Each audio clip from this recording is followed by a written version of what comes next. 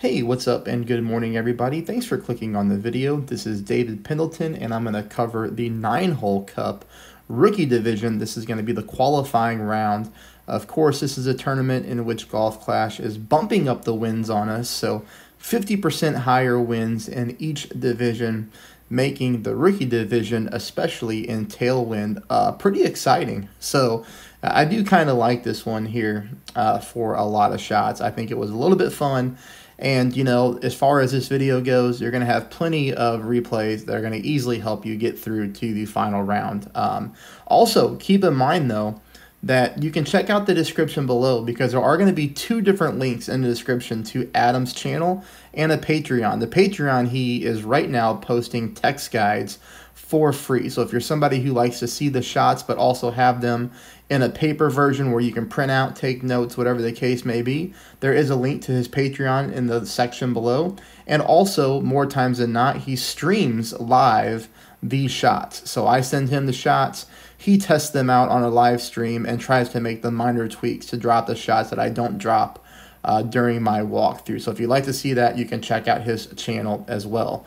All right, let's go right here to hole number 1. Hole number 1 is one of those holes where we're getting nice tailwind. It's a short par 4. It does give us the opportunity to drive the green. Now, it doesn't mean that it's the easiest shot in the world, but it's definitely there. Here you can see we can go with an APOC. I do know that an APOC level 3 also works, as I was able to send this shot to a couple people early this morning that I know have some lower level clubs. I asked them to try it out on an APOC 3, and they were able to make it here. So we're going to go full top, full side spin to the left. Obviously, if you had a more powerful ball, that would make this shot a little bit easier, but we can definitely get there with the Titan, again with an APOC 3 and above. Here, I adjust at 10%. I push back up to max. You can see here I go with quite a bit of OP. That's not full OP, but it is full curl to the left. We have to make sure we catch that first fairway, and then we bounce, and then we roll out. You can see here leaving us for a short range chip-in shot on hole number 1 to try to pick up that eagle. Shot number 2 here is almost perfect tailwind, so we don't really have to adjust for elevation. Here we're going to go full top spin. You know, I just aimed the ball guideline center of the hole. Hit a perfect ball, and that thing is going to drop in very nicely, picking you up, like I said, an eagle on hole number 1. That'll take us to hole number 2, which is going to be a long par 5. I do suggest you bring your big dog or your cataclysm, whatever your most powerful wood club is. You're going to see here I'm going to adjust my top spin and my side spin. And then landing position here after the spins. So 4 top, 3 right. I'm putting my red ring right there on the rough line to the right. And here I adjust 10% at mid distance of my driver. I take a normal shot. And then notice my not overpower, but notice my curl here. Notice the left edge of my ball is touching the inner blue adjustment wall. So that's how we're going to look at the curl. You don't want to curl this one too hard and put it into the rough. You'll see here this shot works out very nicely. This is the right amount of curl. We could have even got away with a little bit more top spin. So if you'd like to push your drive a little harder, you could add top spin to that shot, but just make sure that you don't go with any overpower. Here we're getting perfect headwind, so I don't have to make any type of adjustment for the wind. All I have to do is pick a spot, make sure I set my spins correctly, use a little bit of overpower, and we'll be good.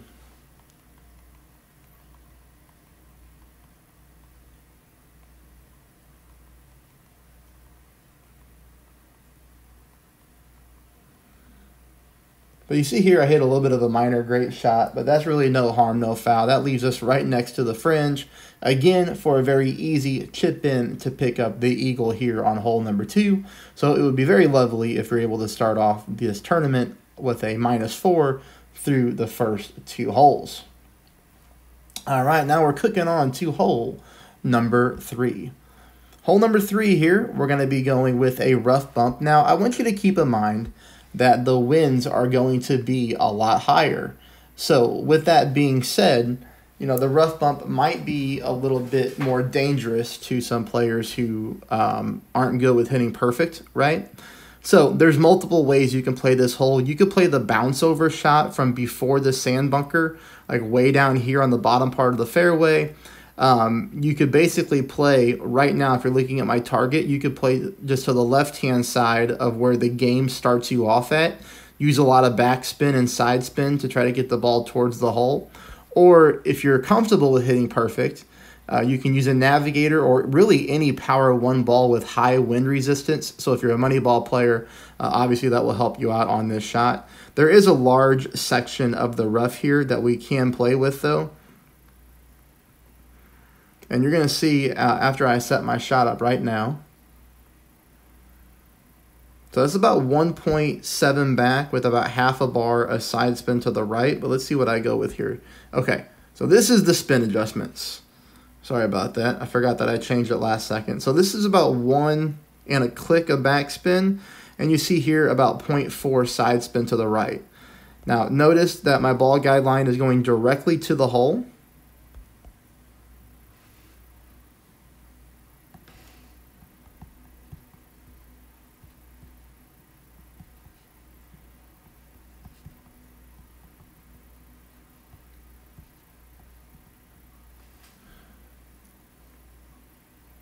You can see there, no problem hitting the rough.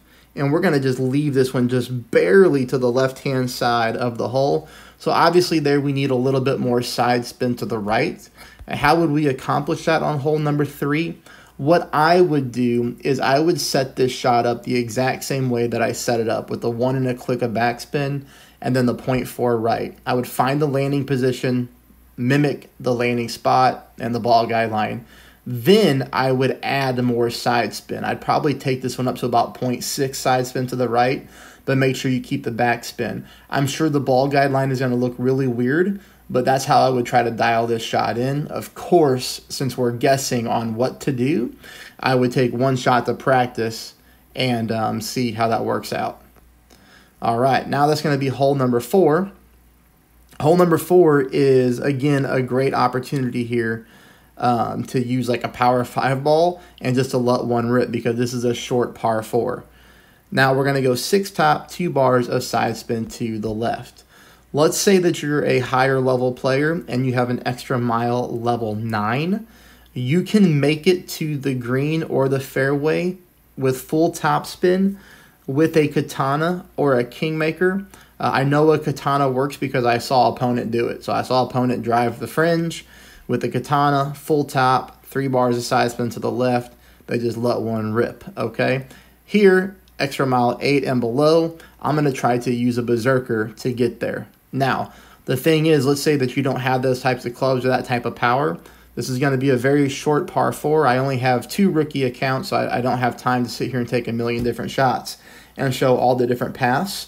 But obviously, you could just lay up right here on this fairway with what I'm doing right now.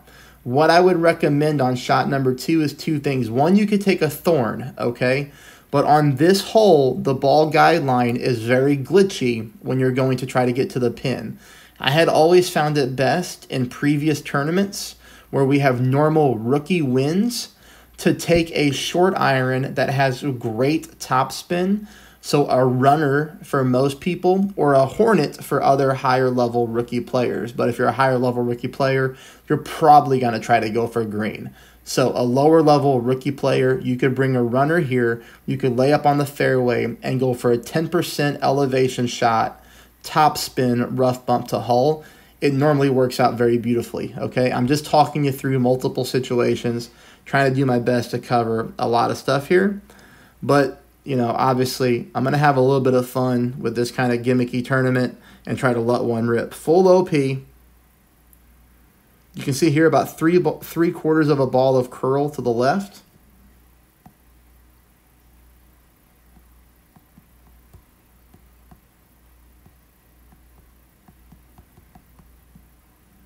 Now, I unfortunately got stuck in the rough here, but it does leave for a pretty easy chip-in opportunity.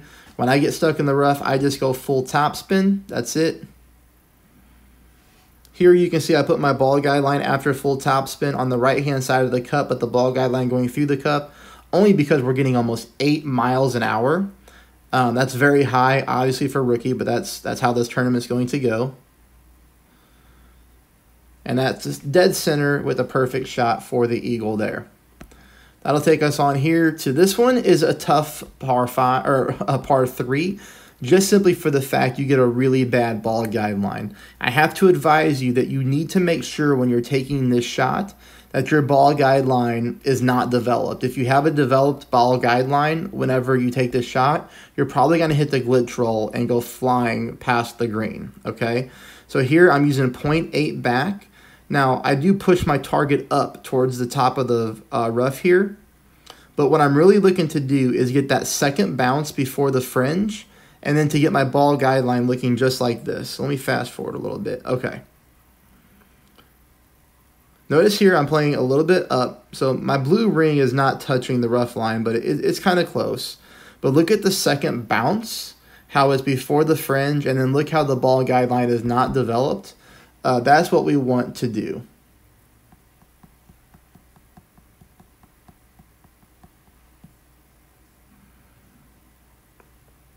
To me, this is always a difficult par 3 to get a hole-in-one on. I don't get the hole-in-one here, but you know, I do think we can make some minor tweaks to try to get you the hole-in-one, because I do hit a perfect shot, which again, you know, gives you the ability to learn.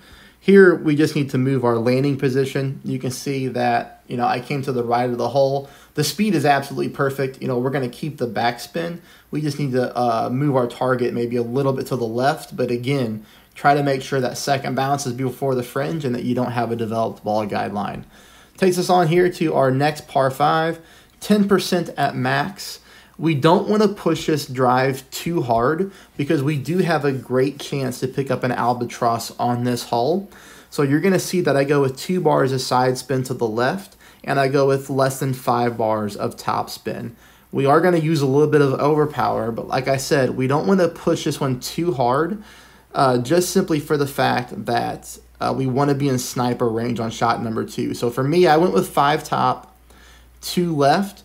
I might suggest you go with 4.5 top, which is going to suit most players with lower level extra miles, and 2 left. You're going to notice here I use half a ball of overpower and a little bit of curl to the left-hand side. So half a ball of OP, little bit of curl to the left-hand side. We could even reduce the OP a little bit if you wanted to mimic my spins. Again, just talking you through multiple different ways to play this one. This is going to be a little bit of a trickier tournament for most rookies just because of the wind. Now, the nice part here is I'm able to find minimum distance line with my sniper. But again, you know, I almost got too many yards on this drive to not play with my sniper. And because you're going to see here, I have to use a lot of backspin to even make this shot good. Take notes of the spins there. Well, I guess the spins here. 6 back, about 1 bar of left.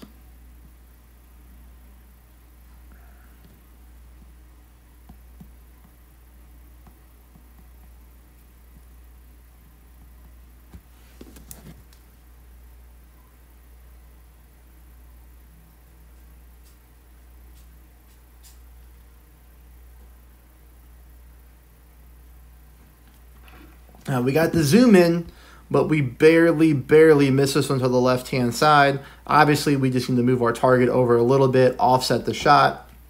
It gives us a really good chance to pick up that albatross there. Speed is absolutely perfect. We know the adjustment was perfect at minimum distance. It just takes a small tweaking with our landing position and offset to get that ball to potentially drop there. This one's going to be difficult as well. I don't like this hole at all. Especially, you know, obviously with direct headwind. It's going to be better if you played this ball with a kingmaker, for sure. I just didn't want to use a kingmaker here on a par 3. I was trying to see if the rough bump was an option. Obviously, that's going to be very risky.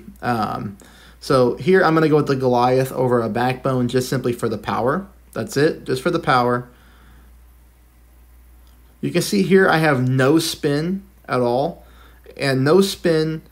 And I'm just putting my ball guide line there right to the right-hand side of the cup.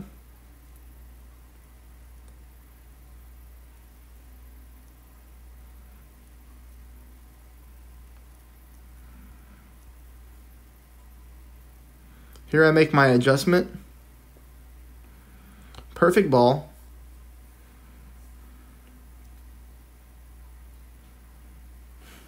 Okay, so the speed is really good, and as I was talking there, I said I put my target to the right-hand side of the cup, which I didn't. I'm actually reading off my notes.